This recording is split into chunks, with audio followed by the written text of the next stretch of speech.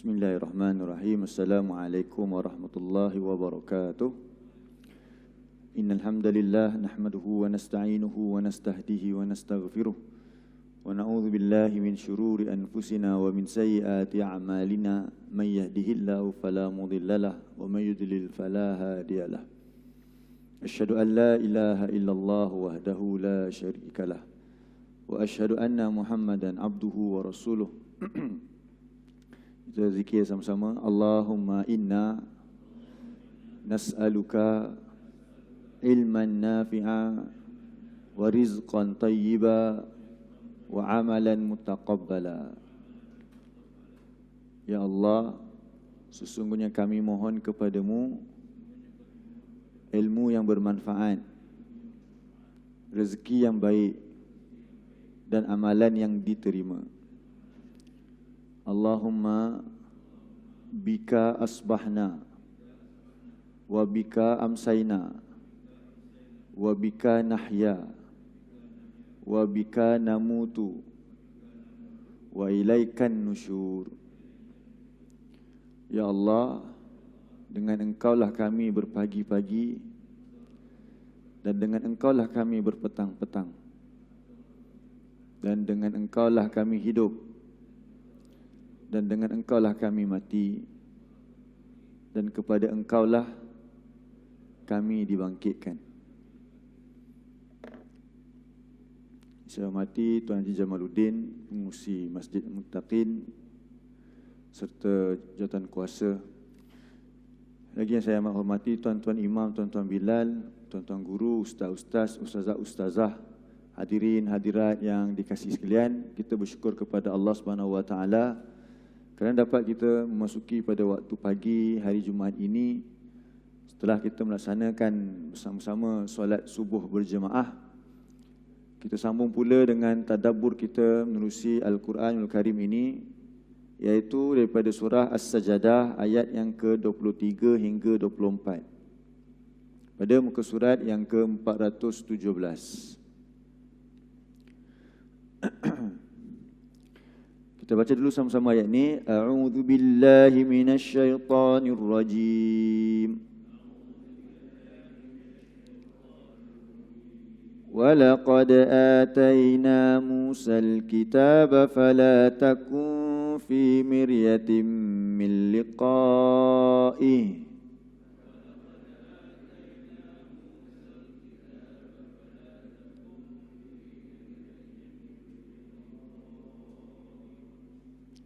وَجَعَلْنَاهُ هُدًى لِبَنِي إِسْرَائِيلَ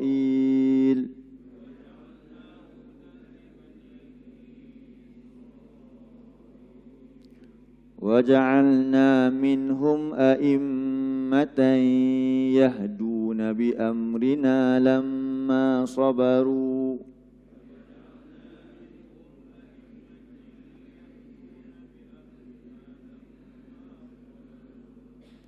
وَكَانُوا بِآيَاتِنَا يُوقِنُونَ.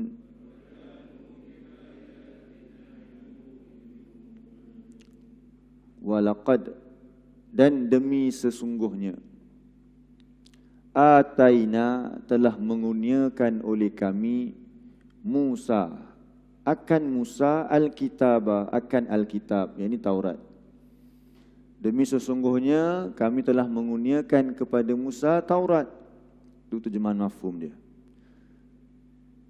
Jadi di situ ada yang digugurkan, iaitu apa dia? Dan demi sesungguhnya kami telah kurniakan Musa Taurat sebagaimana kami kurniakan Al-Quran. Sebagaimana Nabi Muhammad pula, apa yang kitab diterima daripadanya? Quran. Sebagaimana Nabi Musa Taurat. Jadi kata Allah, dalam kamu nak menghadapi atau nak membawa risalah Al-Quran ini, sudah tentu kamu akan mendapat ujian sebagaimana Nabi Musa perolehi. Jadi kata Allah, fala takun, maka janganlah kamu menjadi fi miryatin, dalam miryah. Miryah ini maksud dia apa dia? Keraguan, ragu-ragu, syak atau taraddud. min liqaihi, daripada pertemuan dengannya, pertemuan baginya. Jadi pertemuan dengan siapa? Satu tafsiran dia pertemuan dengan Nabi Musa. Nanti kamu akan dibawa bertemu dengan Nabi Musa bila? Isra' Mi'raj. Ketika Mi'raj, ketika Isra' Mi'raj itu akan bertemu Nabi Musa. Ataupun sudah tentu di akhirat nanti akan bertemu dengan Nabi Musa. Waja'alnahu, dan telah kami jadikan, telah menjadikan oleh kami, hu, akannya, nya tu balik kepada kitab. Nya tu balik kepada kitab tadi, iaitu Taurat yang Nabi Musa dapat itu, hudan, akan petunjuk. Jadi kitab itu sebagai petunjuk li Bani Israel, bagi Bani Israel, iaitu keturunan Nabi Yaqub. Bani Israel ni siapa Israel? Nabi Yaqub. Israel itu nama lain bagi Nabi Yaqub. Bani itu daripada perkataan banina, anak-anak. Daripada keturunan Nabi Yaqub lah dinamakan Bani Israel. Waja'alna, dan telah menjadikan oleh kami, minhum, sebahagian di antara mereka, a'immatan, akan pemimpin-pemimpin, akan contoh-contoh. Yahduna, jadi mereka yang jadikan kitab Taurat itu sebagai petunjuk itu, mereka memberi petunjuk pula kepada orang lain. Lepas mereka belajar dengan Nabi Musa, mereka beriman dengannya, lalu mereka memberi petunjuk bi amrina, dengan perintah kami, dengan apa yang kami perintahkan. Lamma, selama mana sabaru, telah bersabar oleh mereka. Jadi sama juga kalau Nabi mendapat penentangan, dan juga orang-orang yang cuba ikut Nabi akan berlaku penentangan. Wakanu, dan adalah mereka biayatina, terhadap ayat-ayat bagi kami, yuqinuna, mereka yakin. Iaitu mereka yang memberi petunjuk tadi tu, mereka ini kata Allah adalah orang-orang yang yakin kepada ayat-ayat Allah. Jadi insya-Allah kita akan lihat ayat 23 dan 24 ini untuk ibrah kita ambil sama-sama insya-Allah. Jadi ayat ini turun kepada Nabi SAW dalam keadaan Nabi dakwahnya ditolak. Dan ditolak pula oleh siapa ketika peringkat awal? Ketika Nabi berdakwah, kita dah bincangkan dah, surah As-Sajdah ini adalah surah-surah Makkiyah. Apa maksud surah Makkiyah? Surah-surah yang turun sebelum Nabi berhijrah. Kita tengok dekat mushaf belakang ataupun cuba tengok dekat mana-mana Quran kita ni, bila ada nama surah nanti dia tulis Makkiyah dan Madaniyah kan. Jadi Makkiyah ialah surah-surah yang turun sebelum hijrah. Tak mesti turun di Mekah, mungkin turun di luar daripada daerah. Tapi maksudnya ialah dari segi period dia, masa dia tu bila turun sebelum hijrah. Jadi bila kita kata turun sebelum hijrah, mad'u dia, sasaran dakwah dia ialah orang-orang Quraisy lah. Orang-orang Quraisy. Siapa orang-orang Quraisy ini? Saudara mara Nabi sendiri. Jadi dakwah yang pertama kita kena buat ialah kepada kaum terdekat kita dulu. Kaum kerabat kita, adik-beradik kita. Jadi bila Nabi sampaikan, sebahagian besarnya menentang, sebahagian kecilnya menerima. Yang menentang siapa? Kita kata golongan apa? Golongan pembesar menentang, kan? Golongan pembesar mereka menentang. Abu Jahal, Abu Lahab, Al-Walid bin Al-Mughirah, semua nama-nama besar tu mereka menentang. Tetapi yang menerima kebanyakannya siapa pula? Golongan mustad'afin, golongan-golongan lemah, orang-orang miskin, orang-orang hamba. Okey. Sekarang dalam surah ini kita sedang belajar ini, Allah bawakan tentang Nabi Musa. Apa tujuan dia? Supaya Nabi Muhammad nampak persamaan. Supaya Nabi Muhammad nampak persamaan yang dia perlu buat. Jadi kalau kita kata sudah ada pengalaman yang lepas, sudah tentu kita pun ada perancangan. Jadi mudah untuk Nabi Muhammad nak buat kerja lagi. Nabi Musa penentangannya berlaku daripada siapa? Kalau pembesar-pembesar ni, pembesar sekali yang paling besar Fir'aun. Nabi Musa juga bila dia berdakwah kepada masyarakat dia, ada juga yang menentang, ramai yang menentang. Di kalangan yang besar-besar siapa? Fir'aun dengan ahli Fir'aunnya. Dan pada masa yang sama juga, yang menentang dia juga ialah Bani Israel. Sebahagiannya. Siapa Bani Israel? Bani Israel kita boleh katakan dia sebagai golongan lemah. Kita perhati betul-betul. Kita buat perbandingan dulu. Jadi dakwah Nabi Muhammad dapat apa? Al-Quran lah. Kitabnya Al-Quran.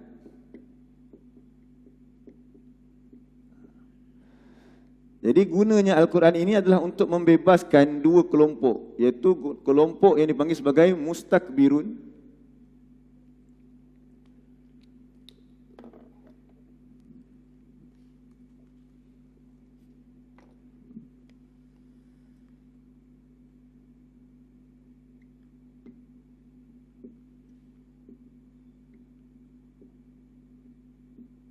Sebut mustakbirun. Satu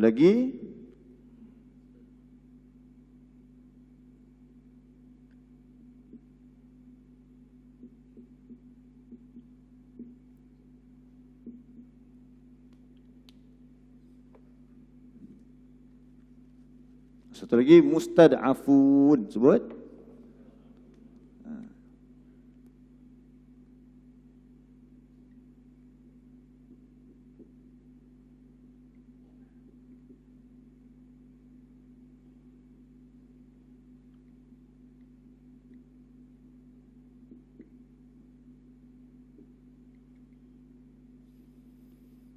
Apa itu golongan mustakbirun?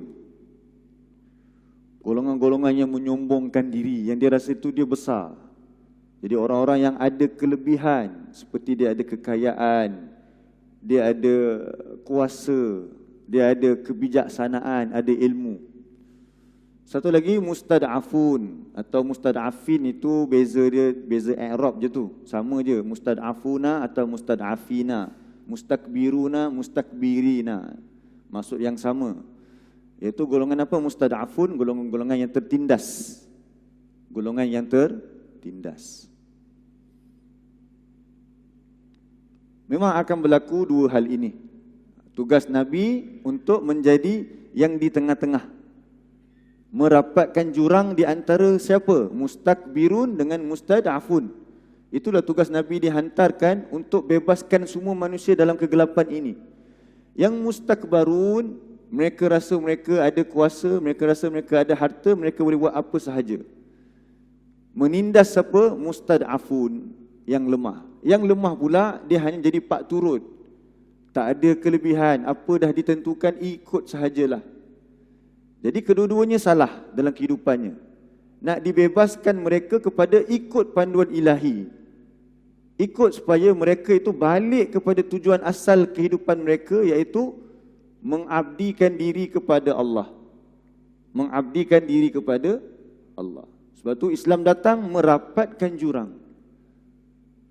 Contohnya dalam surah 4, cuba lihat ayat 114.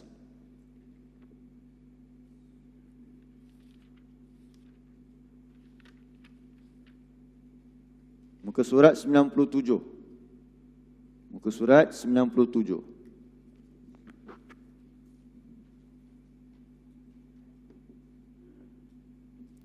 Surah 4 ayat 114.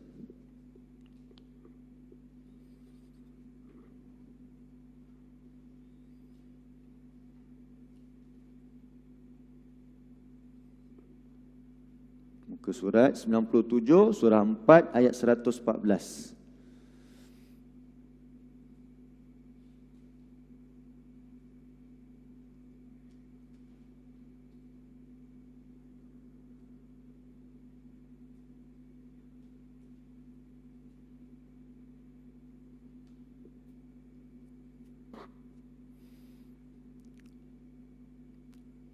Baik, dah jumpa dah?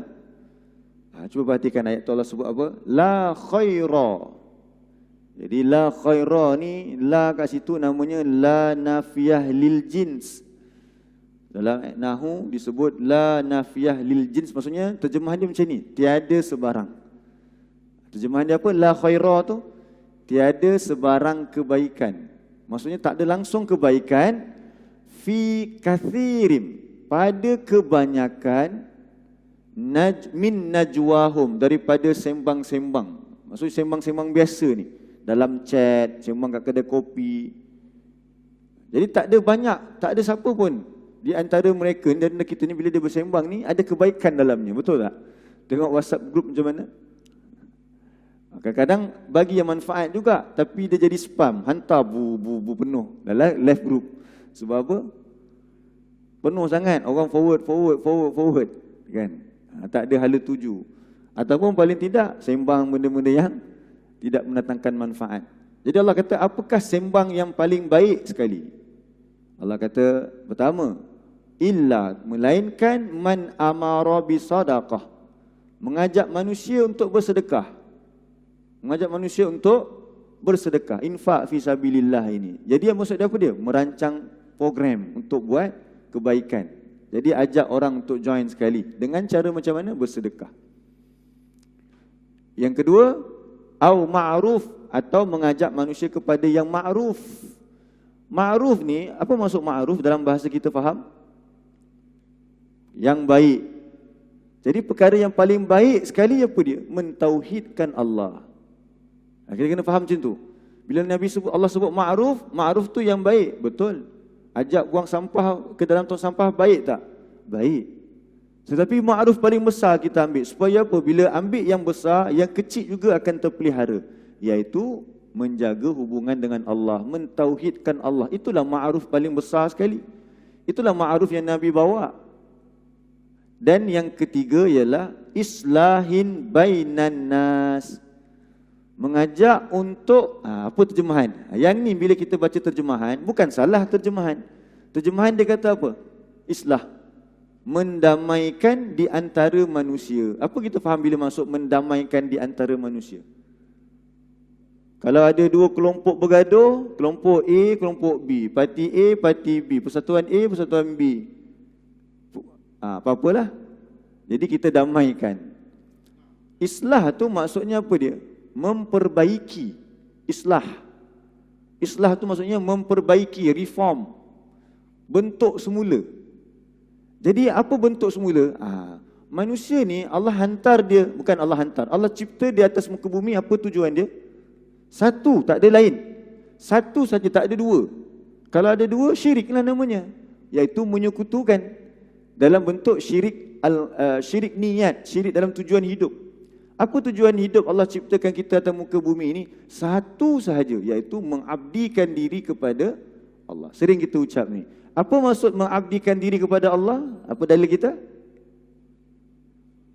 Inna salati wa nusuki wa mahyaya wa mamati lillahi rabbil alamin. Sesungguhnya solatku. Okey. Kalau semata-mata solat, dah jadi hamba yang sebenar belum? Belum. Yang kedua apa dia? Wa nusuki, dan ibadah yang lain, korban ke, sedekah ke, puasa ke, dah jadi ke hamba yang sebenar bila buat dua ni? Dalam Quran Allah sebut orang munafik pun buat juga. Kalau dikatakan buat haji, orang-orang musyrik pun buat haji juga. Walaupun salahlah cara mereka tu, tapi nak beritahu kalau image itu sekadar buat ibadah, orang munafik pun buat, orang musyrik pun buat. Yang ketiga tu apa dia? Wa mahyaya, kehidupan. Kehidupan apa dia? Yang ini yang paling banyak cabang tu. Dalam kehidupan ada apa? Ada urus niaga tak? Kehidupan. Ada perkahwinan tak? Ada tak kita menjadi staff? Ada tak kita menjadi ketua dalam kehidupan? Berpolitik, berkeluarga, berpendidikan, sekolah. Wa mamati, dan persediaan dan juga untuk mati kita lillahi rabbil alamin. Jadi kita hidup ni hanya solat sahaja ke untuk Allah? Tak.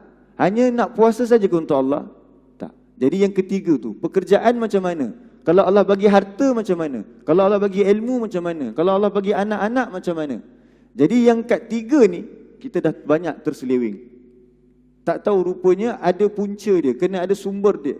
Selalu kita buat kursus apa dia tiap-tiap tahun. Kursus solat. Kenapa kita buat kursus solat?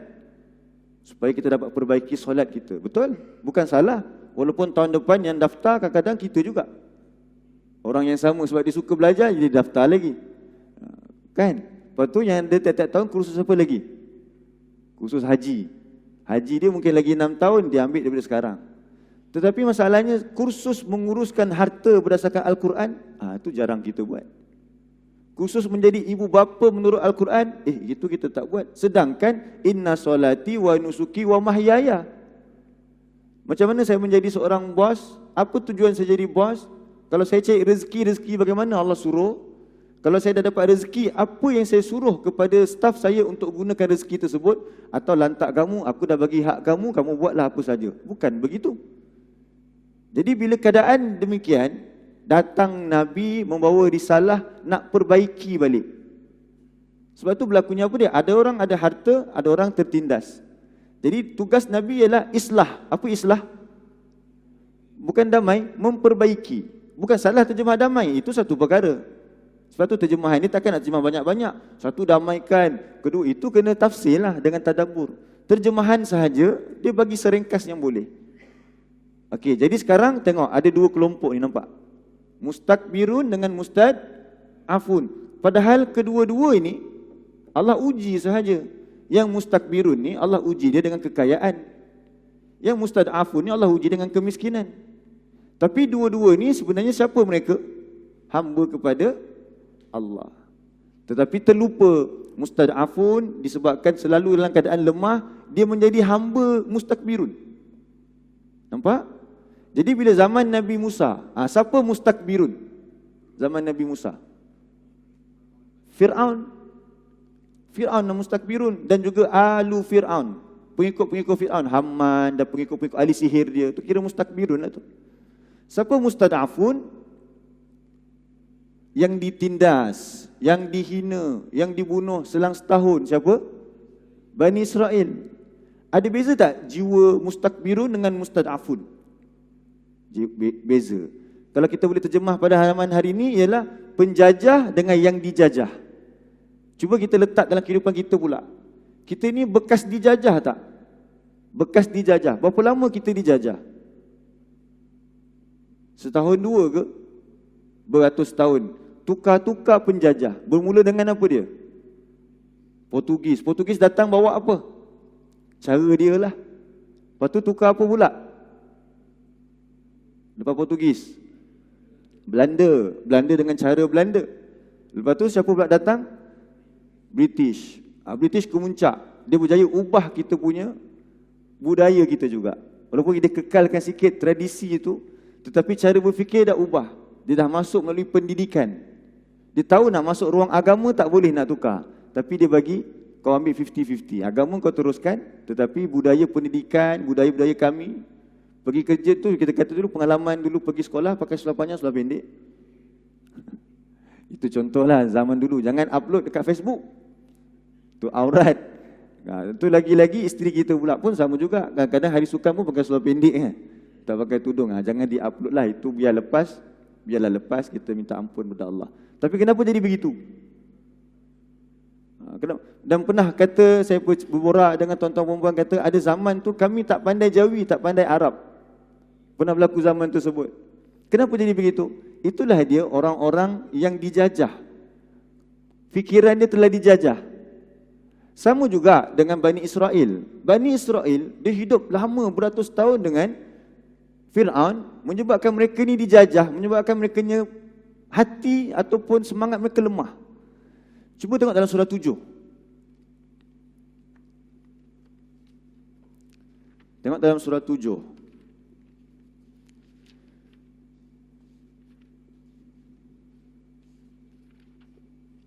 Ayat 138. Surah 7 ayat 138.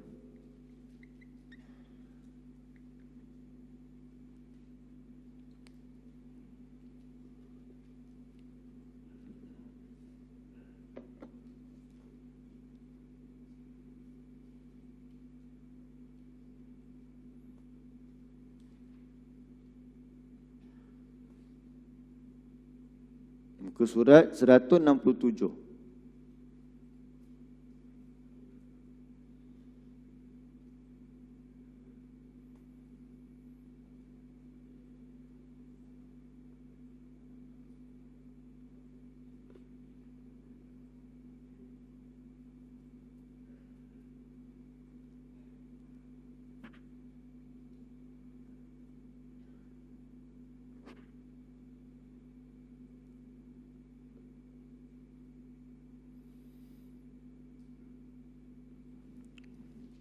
Baik, cuba lihat di sini.